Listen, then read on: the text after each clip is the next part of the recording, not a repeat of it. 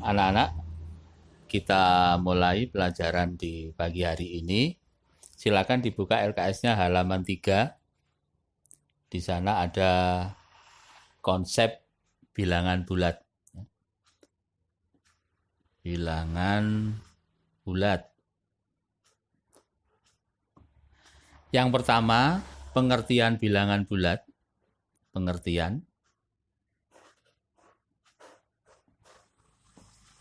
Nah, perhatikan sini, di LKS kalian juga ada gambar garis bilangan seperti ini.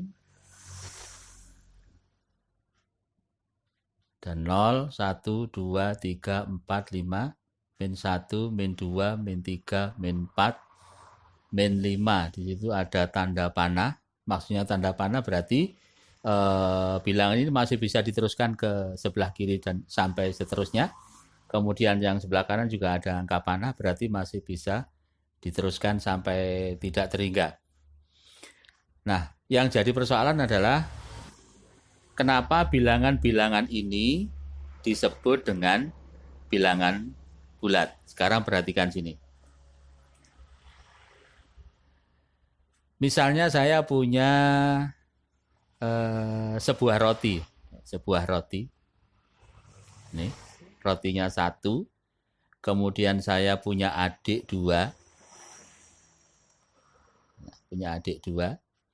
Maka satu orang itu mendapatkan setengah roti. Nah, yang A mendapatkan setengah roti, yang B juga mendapatkan setengah roti. Kalian lihat, setengah roti, ini setengah roti, itu berarti rotinya tidak bulat. Sehingga setengah ini bukan bilangan bulat. Bukan bilangan bulat. Sekarang saya kasih contoh yang masuk bilangan bulat. Saya kasih contoh lagi. Misalnya saya punya 4 buah roti. 4 buah roti, adik saya ada 2. Adik saya A dan B. Satu orang, yaitu A, mendapatkan 2 buah roti. Yang B juga mendapatkan 2 buah roti. Kalian lihat, A itu mendapatkan 2 buah roti utuh rotinya. Nah, karena rotinya utuh, ini juga bisa disebut dengan bulat. Jadi, 2 itu adalah bilangan bulat. Paham ya anak-anak? Jadi, yang dimaksud dengan bulat itu adalah utuh. Bilangan bulat sama saja dengan bilangan yang utuh. Oke, sekarang lihat berikutnya membandingkan bilangan bulat. Membandingkan bilangan bulat, di garis bilangan ada 0, 1, 2, 3, 4, 5, min 1, min 2, min 3, min 4, dan seterusnya. Nah, perhatikan sini. Misalnya kalian bermain kelereng. Pada saat bermain kelereng, kalian membawa 3 buah kelereng. 3 buah kelereng. Kemudian, karena mengalami kekalahan, kalian kelerengnya habis sehingga kelereng yang dimiliki adalah 0. Ya. Kalau kalian ingin melanjutkan permainan, ya, kalian harus meminjam kelereng kepada temannya. Misalnya kalian meminjam 3 kelereng, maka itu artinya negatif 3. Sekarang perhatikan.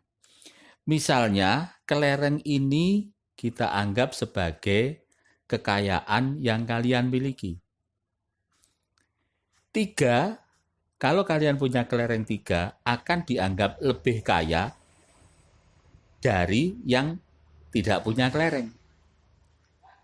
Kalau kalian punya hutang 3, ini akan lebih miskin dari yang tidak punya kelereng. Artinya, kekayaan kalian semakin besar kekayaannya, letaknya ada di sebelah kanan. Semakin miskin, letaknya ada di sebelah kiri. Jadi, di dalam hal ini kita pakai untuk bilangan bulat juga. Bilangan bulat semakin besar, maka letaknya semakin ke kanan. Ya. Jadi 0 dengan 3 ini lebih besar dari 3. Sehingga nanti kalau kita buat tanda 3 lebih besar dari 0. Min 3 kurang dari 0. Nah, ini cara membandingkan bilangan bulat. Ini untuk bilangan bulat yang kecil. Bagaimana kalau bilangan bulat itu sangat besar? Ya. Misalnya, saya punya bilangan 2, 7, 5, 6. Dengan 2, 7, 5, 6, 6. Mana yang lebih besar? Kalian lihat angka-angka penyusunnya. Kita hitung di sini angka 2756 terdiri atas 1, 2, 3, 4. Yang di sini 27.566 terdiri dari 1, 2, 3, 4, 5. 5 angka. Yang di sini ada 4 angka. Sedangkan yang di sini ada 5 angka. Jadi yang lebih besar adalah 27.566. Saya lanjutkan lagi. Bagaimana kalau bilangan-bilangan itu penyusunnya jumlahnya sama? Misalnya 1, 2, 4, 5. 1, 3, 3, 6. Ini terdiri dari 4 angka. Yang ini juga terdiri dari 4 angka. Ya. Kalian lihat angka yang pertama dulu. Angka yang pertama 1. Angka yang pertama di sebelah kanan juga 1. Kalau sama, kita lanjutkan di angka yang kedua. Angka yang kedua 2. Yang di sebelah kanan 3. 3 lebih besar daripada 2, maka 1336 lebih besar dari 1245. Gimana anak-anak? Nggak ada masalah ya? Sekarang saya lanjutkan lagi. Tadi kita sudah menggunakan tanda. Nah, ya. Ada juga tanda seperti ini. Nah, anak-anak seringkali tanda ini dibaca dengan kurang dari, yang ini lebih dari. Tetapi tidak selalu demikian. Hati-hati ya. Saya kasih contoh. 2 kurang dari 5. Itu kalau kita membaca dari sebelah kiri. Tetapi kalau kita baca dari sebelah kanan, 5 lebih dari 2. Jadi tanda ini tidak selalu dibaca kurang dari. Kalau kita baca dari sebelah kanan, tentu 5 lebih dari 2. Kenapa begitu? Saya kasih contoh lagi. Perhatikan garis bilangan berikut. Ya. 0, 1, 2, 3. Min 1, min 2, min 3. Sekarang perhatikan, kalau kita fokus kepada bilangan yang 0, 1, dan min 1. Ya, perhatikan, kita akan fokus kepada bilangan min 1, 0, 1. Saya misalkan ketiga bilangan ini dengan X. Ya. Min 1, 0, 1 ini lebih besar dari min 2. Sehingga tandanya min 2. Nah, lihat anak-anak, membacanya karena kita fokus kepada 3 bilangan ini tidak dibaca dari sebelah kiri, tetapi kita baca dari sebelah kanan. X lebih dari min 2. Nah, sekarang perhatikan yang sebelah kanan ini. Ya. Min 101 itu kurang dari 2, ya, sehingga kita kasih tanda seperti ini. Nah, ini dibaca X lebih dari min 2 dan X kurang dari 2. Ya. X bilangan bulat. Bilangan bulat yang lebih dari min 2 dan kurang dari 2 adalah min 1, 0, 1. Oke. Kita lanjutkan lagi. Pengertian bilangan bulat sudah selesai. Sekarang dilihat di LKS kalian yang nomor 2. Ya, membandingkan bilangan bulat ya. Membandingkan bilangan bulat. Membandingkan bilangan bulat tadi sudah ya. Membandingkan bilangan bulat sudah. Dilihat halaman 4 ya. Halaman 4. Bilangan 4 mengurutkan bilangan bulat. Mengurutkan bilangan bulat ya. Nah, mengurutkan bilangan bulat itu ada 2 ya. Bilangan bulat bisa diurutkan dari kecil ke besar ya, atau dari besar ke kecil ya, dari besar ke kecil.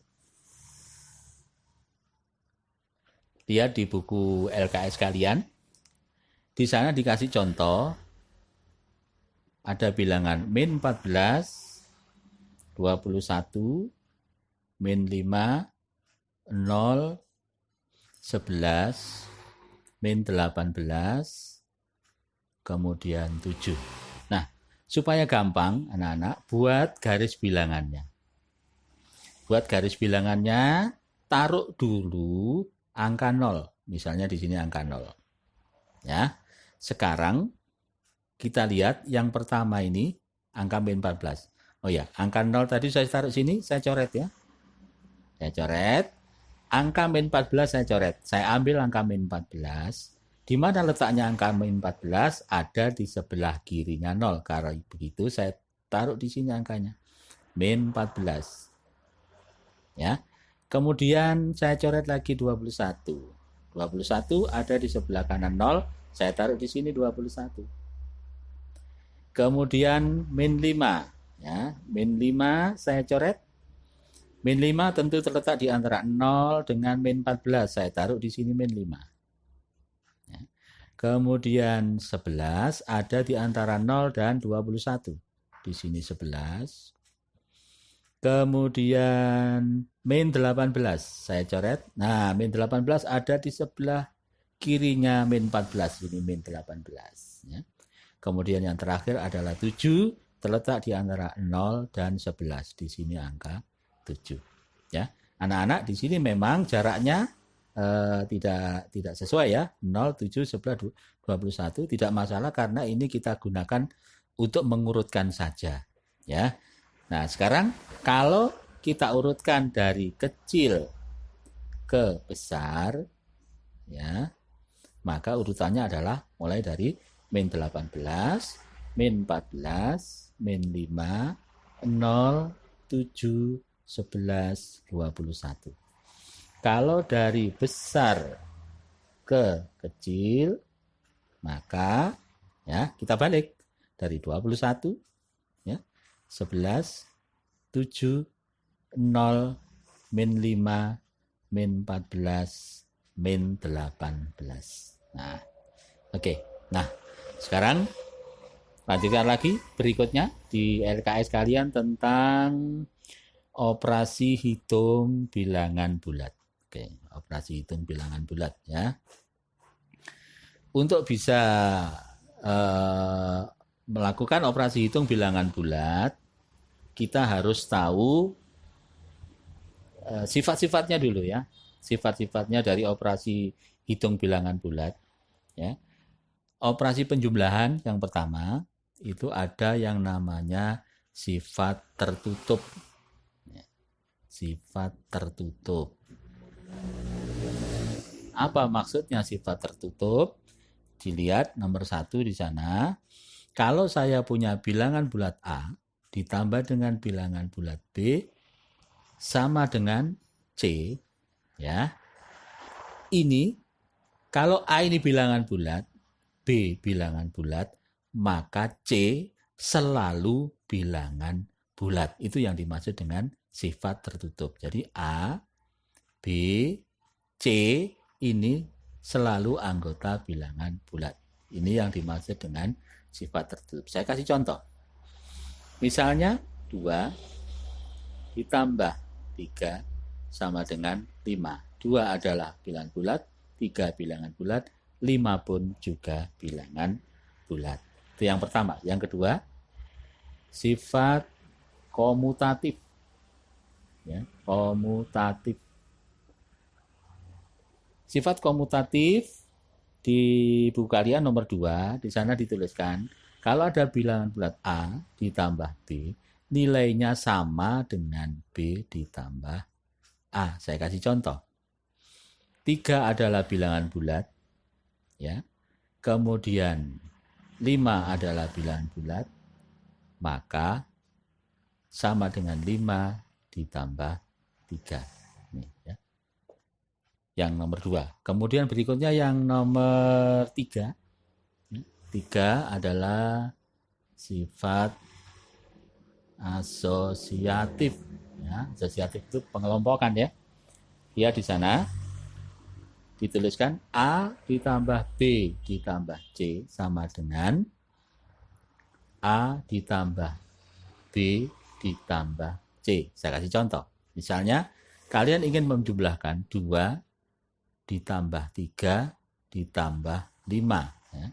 2 ditambah 3 ditambah 5. Ada 2 cara untuk mengerjakannya. Ada 2 cara. Yang pertama, kita kelompokkan dulu yang depan. Jadi di dalam pikiran kita akan menyelesaikan dulu 2 ditambah 3. 2 ditambah 3 adalah 5. Kemudian hasilnya 5 tambah 5, 10. Ya. Nah, di samping cara yang pertama, kita juga bisa menyelesaikan atau mengelompokkan yang belakang ini dulu. Ya. 3 ditambah 5 adalah 8, ditambah 2. 2 tambah 8, 10. Dari sini, maka kesimpulannya berlaku A ditambah B ditambah C, ini dalam kurung, ya, dalam kurung A tambah B tambah C sama dengan A ditambah dalam kurung B ditambah C. Itu yang dimaksud dengan sifat asosiatif. Oke. Kemudian berikutnya, yang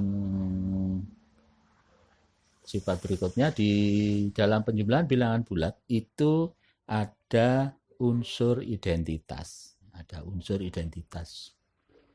Unsur identitas. Apa maksudnya unsur identitas itu?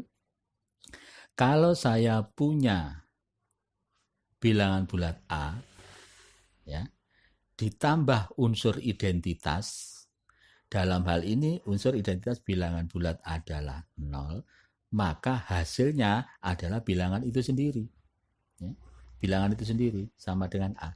Kalau saya punya B ditambah 0 sama dengan B. Ya, jadi 0 ini adalah unsur identitas. Kemudian berikutnya adalah inverse. Inverse, ya. Inverse itu adalah lawannya. Kalau saya punya bilangan bulat A ditambah dengan lawannya A adalah min A, maka hasilnya adalah unsur identitas, yaitu 0. Kalau saya punya B ditambah lawannya B, yaitu min B, hasilnya adalah 0. Nah, itu sifat-sifat pada operasi penjumlahan. Operasi penjumlahan. Baik, sekarang kita lanjutkan sifat-sifat pada operasi pengurangan, ya, halaman 5. Silakan dibuka halaman 5. Ya. Yang pertama, A dikurangi B. A dikurangi B itu sebenarnya adalah A ditambah min B. Jadi A dikurangi B sama dengan A ditambah lawannya B. A ditambah lawannya B. Lawannya B adalah min B. Oke. Berikutnya lagi.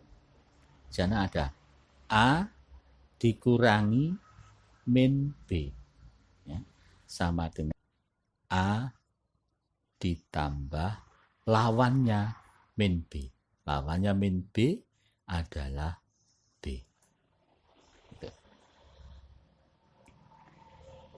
Nah, dari sini kita tahu bahwa ya A min B, ya, A min B itu sama dengan A ditambah min B. Lihat, di sini ada A, di sini juga ada A. Jadi dari sini kita tahu min B itu sama dengan plus min B. Ya. Jadi kita ingat-ingat min B itu sama dengan plus min B. Kurung ini artinya kali. Sehingga bisa kita artikan positif dikalikan negatif hasilnya negatif. Ya. Positif dikalikan negatif hasilnya negatif. Nih, positif dikalikan negatif hasilnya negatif. Ya, ini saya ulang, positif dikalikan negatif hasilnya negatif. Kemudian berikutnya yang bawah ini A dikurangi min B sama dengan A ditambah B. Kita lihat ini ada A, di sini juga ada A. Sehingga kita tahu bahwa negatif min B itu sama dengan plus B. Ya. Min B sama dengan plus B. Oke. Nah, karena kurung ini sebenarnya adalah kali, ya. Negatif kali negatif hasilnya adalah positif. Sehingga di sini kita dapatkan negatif kali negatif sama dengan positif. Ya. Nah, ini anak-anak, dari sini kita tahu bahwa positif kali negatif sama dengan negatif, negatif kali negatif sama dengan positif. Nah, nanti di pembahasan berikutnya kita tahu bahwa perkalian ini juga berlaku komutatif, jadi boleh dibalik ya. Kenapa boleh dibalik? Saya kasih contoh di sini. 2 kali 3 sama dengan 6. 3 kali 2 juga sama dengan 6 ya. Jadi boleh dibalik. Positif kali negatif sama dengan negatif, berarti kalau dibalik negatif dikalikan positif, hasilnya negatif juga. Sedangkan positif 2 dikalikan positif 3, hasilnya positif 6, artinya positif kali positif sama dengan positif. Nah, ini yang di dalam kotak harus mendapatkan perhatian ya. Jadi, saya ulang kembali, positif kali positif sama dengan positif. Negatif kali positif sama dengan negatif, positif kali negatif sama dengan negatif, negatif kali negatif sama dengan positif. Nah, ini harus dihafalkan karena nanti mulai dari sekarang dan seterusnya itu akan selalu kita pakai pada operasi bilangan bulan. Oke, kita lanjutkan lagi. Perkalian ya. Nah, di halaman 5, perkalian di sana ada dituliskan N kali A itu sama dengan A tambah A tambah A tambah titik-titik ditambah A sebanyak N kali. Ya. Apa maksudnya ini? Misalnya saya punya 3 kali 2. Ya. 3 kali 2 berarti adalah 2 ditambah 2 ditambah 2 sebanyak 3 kali. Ya. Nah, 3 kali. Ya. Jadi ini 3 ini. N ini. Ini A-nya ya. Ini 2-nya. Ya, jadi 3 kali 2 maksudnya adalah 2 tambah 2 ditambah 2 sebanyak 3 kali. Ini konsep tentang perkalian sebenarnya diperoleh dari penjumlahan. Ya. Bagaimana sifatnya? Sifat-sifatnya untuk di dalam perkalian yang pertama juga ada sifat tertutup. Ya, tertutup. Ya. Artinya apa? Kalau ada bilangan bulat A dikalikan bilangan bulat B sama dengan C, ya, maka A, B, C ini selalu anggota bilangan bulat. Jadi ada bilangan bulat A kalikan bilangan bulat B sama dengan C, C ini selalu menghasilkan bilangan bulat. Ya. Yang nomor 2, seperti saya bilang tadi, bahwa di dalam perkalian itu juga berlaku sifat komutatif, artinya A dikalikan B sama dengan B kali A, atau 2 kali 3 sama dengan 3 kali 2. Oke, kita lanjutkan lagi. Sama dengan di penjumlahan, bahwa di dalam perkalian juga ada unsur identitas, ya, unsur identitas. Ya, kalau dalam penjumlahan sebuah bilangan bulat dikenai operasi penjumlahan akan menghasilkan bilangan itu sendiri, unsur identitas adalah 0. Kalau dalam perkalian, ya, identitasnya adalah 1. Karena berapapun bilangan bulat kalau dikalikan dengan 1 hasilnya adalah bilangan itu sendiri. Saya kasih contoh, misalnya 5 dikalikan 1 sama dengan 5. Berapapun, min 10 dikalikan 1 sama dengan min 10. Ya. Berapapun kalau dikalikan dengan 1 akan menghasilkan bilangan itu sendiri. Sehingga 1 ini disebut dengan unsur identitas. Ya. Nah, yang perlu lagi diingat, berikutnya adalah perkalian dengan 0, ya. A kali 0 hasilnya 0, ya. Berapapun nilainya A kalau dikalikan 0 hasilnya 0. Kemudian ada lagi sifat asosiatif, ya. Asosiatif. Pengelompokan seperti tadi, kalau ada A kali B kali C akan sama dengan A kali B kali C. Saya kasih contoh. 2 kali 3 dikalikan 5 akan sama dengan ini. Kita kelompokkan dulu yang pertama, 2 kali 3, 6. Kalikan 5, ya. Yang sini dikelompokkan yang belakang, 2 kali 15. 6 kali 5, 30.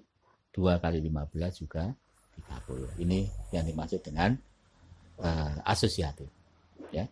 Berikutnya, ya, yang berikutnya adalah sifat distributif, ya. Lihat sini. Nah, distributif ini maksudnya penyebaran, ya, penyebaran. Nah, jadi kalau ada kata-kata distributor, maksudnya adalah menyebarkan barang, ya. Distributif itu penyebaran. Saya kasih contoh, misalnya ada A kali B ditambah C, ya. Distributif perkalian terhadap penjumlahan, ya. Perkalian terhadap penjumlahan, ya. Ini caranya A kalikan dengan B dulu. Ini A kalikan dengan B. Ditambah, ini, ditambah A kalikan C. A kalikan C. Sifat distributif perkalian terhadap penjumlahan, ya. Maaf, di LKS kalian ada yang salah di sana. Yang pertama tertulis sifat distributif perkalian terhadap pengurangan, ya. Di sini ada kesalahan. Ini mestinya di sini judulnya adalah sifat distributif perkalian terhadap penjumlahan, karena ini positif, ya. Sedangkan yang bawah ini yang pengurangan. Jadi yang bawah yang pengurangan A kali B dikurangi C, ya, caranya sama dengan tadi, A dikalikan B, ini.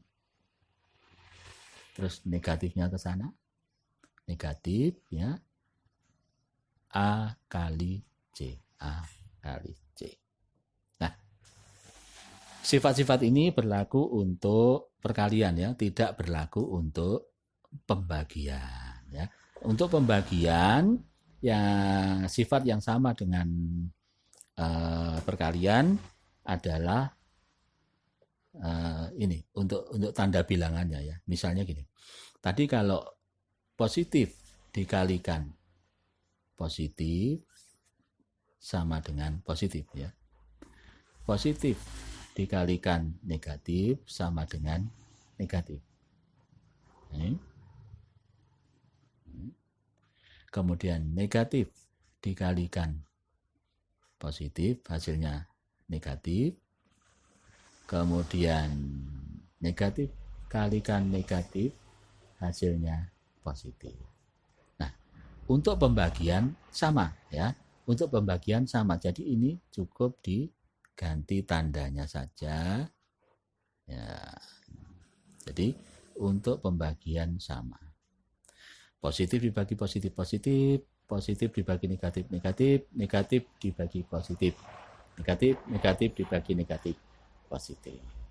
Oke, anak-anak, secara ringkas itu yang perlu kalian ingat sebelum kita masuk kepada operasi hitung bilangan bulat, ya. Memang sengaja